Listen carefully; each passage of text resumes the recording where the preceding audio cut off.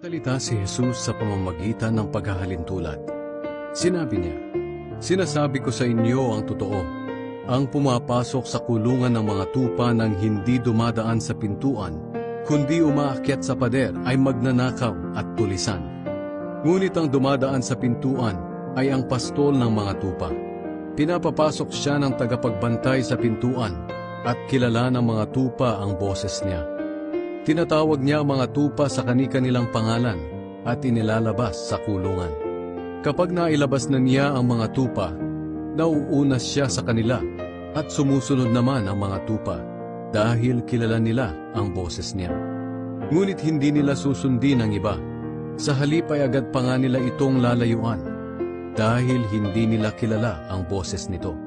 Sinabi ni Jesus sa mga tao ang paghahalintulad na ito, pero hindi nila naintindihan ang ibig niyang sabihin.